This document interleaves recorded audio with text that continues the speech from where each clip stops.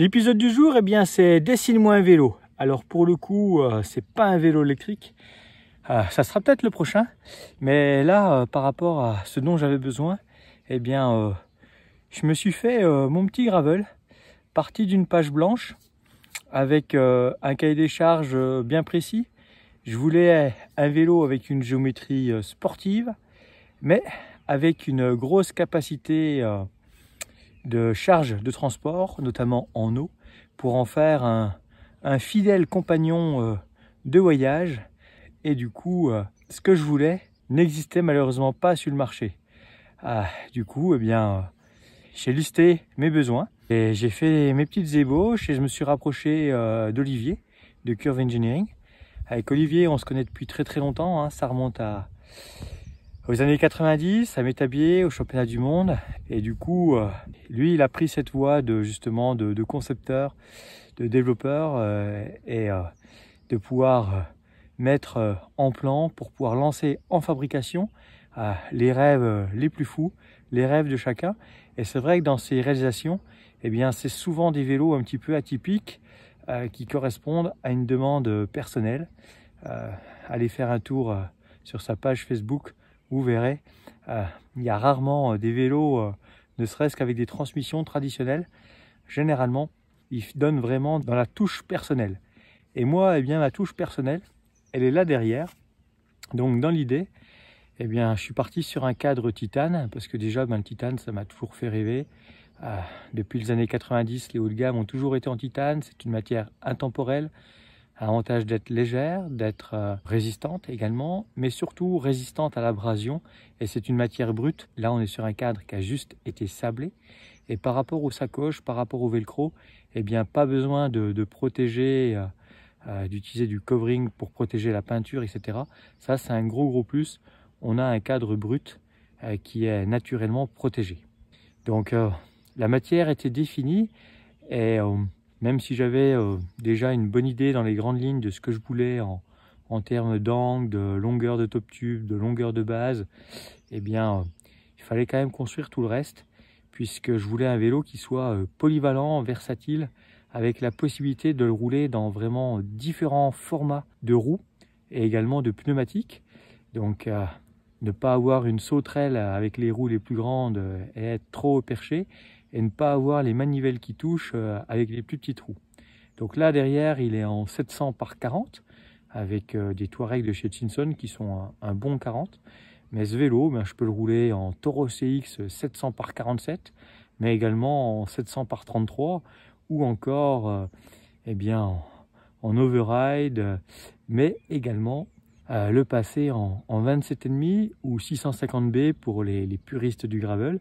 Et là, eh bien, je peux monter du Skeleton et passer en 27,5 par 2,25 sur le même vélo. Et quelle que soit la dimension de roue, eh bien, le plaisir est là. La géométrie, je suis plutôt content du résultat. Et je suis parti d'une fourche Kona, une fourche que je connaissais puisque j'avais eu l'occasion de la tester sur un Kona Libre EL, un gravel électrique motorisé en Shimano 7000. Et j'avais vraiment trouvé cette fourche intéressante en termes de précision, de rigidité, le fait qu'elle ait aussi de nombreux inserts filetés pour pouvoir fixer des cages ou autres. Ça, je trouvais vraiment intéressant. Et puis, dans les années 90, Joe Murray, le fondateur de Kona, c'est la première fourche droite, c'est les géométries sloping, c'est les premiers vélos précis, voilà, c'est des vélos qui m'ont toujours fait rêver, ça aussi. Et je trouvais sympa, sur un titane, d'aller mettre une fourche Kona 30 ans après, plus de 30 ans après Joe Murray. Donc voilà, donc la fourche, elle a aussi dessiné le cadre, puisque forcément la hauteur de fourche à déterminer la hauteur de la colonne de direction, les différents angles, etc. Et puis après, j'avais des besoins spécifiques en termes de transport.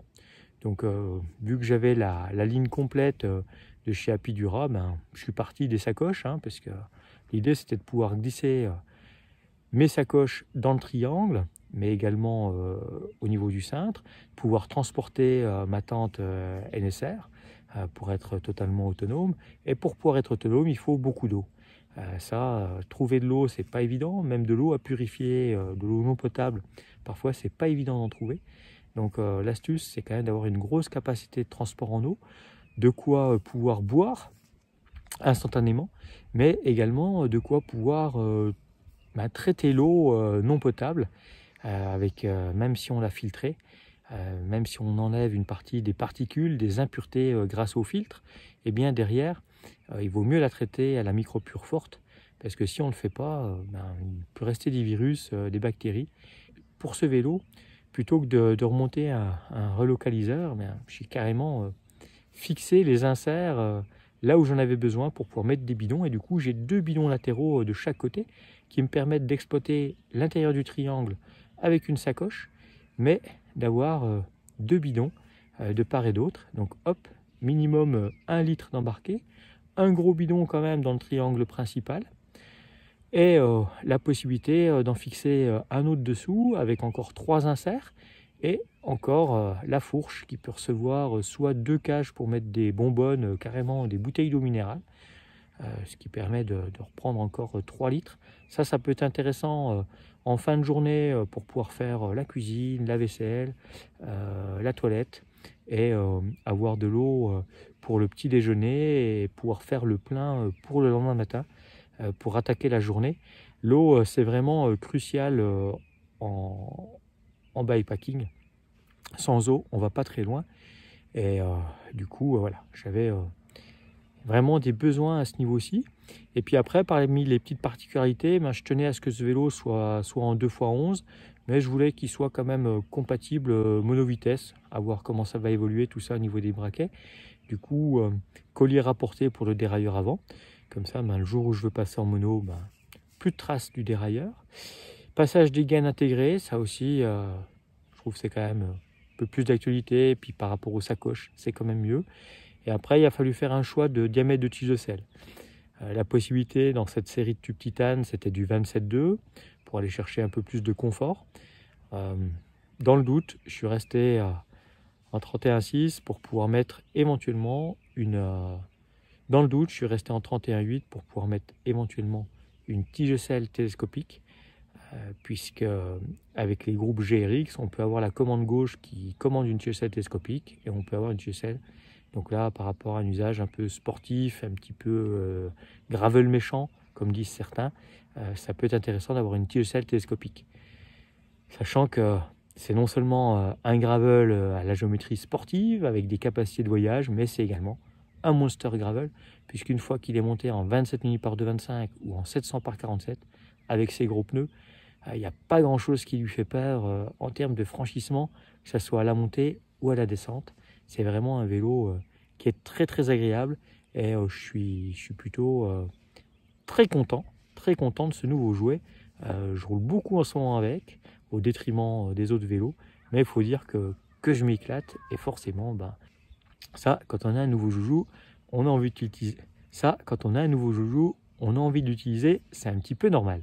En tout cas, merci Olivier pour ta collaboration.